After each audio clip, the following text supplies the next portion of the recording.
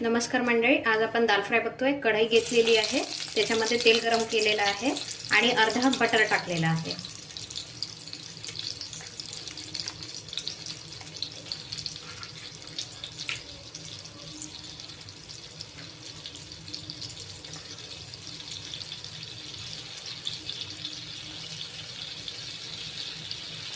आता त्यामध्ये आपण जिरं टाकतो आहे, मोहरी टाकतो आहे,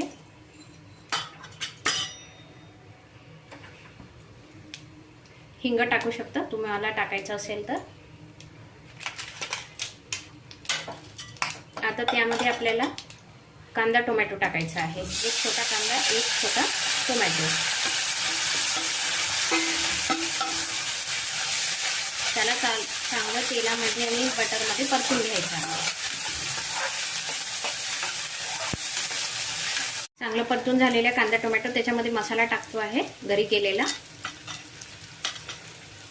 तिखट, हळद टाकायची नाही कारण की आपण डाळ शिजवताना हळद टाकलेली आहे। 2 चमचे तिखट टाकू शकता, तुम्हाला आवडेल तसं तुम्ही तिखट टाकू शकता।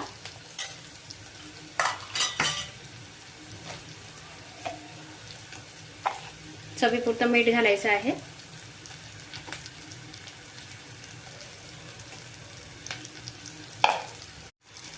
एक चमचा कांदा लसूण मसाला, शिजवलेली डाळ टाकायची आहे। ही डाळ तुरीची डाळ आहे अर्धा वाटी, आणि अर्धी वाटी आपल्याला मुगाची डाळ घ्यायची, जो मुगाचा सोला आपण ज्याचे पकोडे करतो ती डाळ घ्यायची आहे। आता ही डाळ टाकल्यावर एकत्र करून घ्यायचं आहे। पाणी टाकायचं आपल्याला। आपला दाल फ्राय तयार आहे, त्याच्यावर आपण वरून गार्निशिंगसाठी कोथिंबीर टाकूया।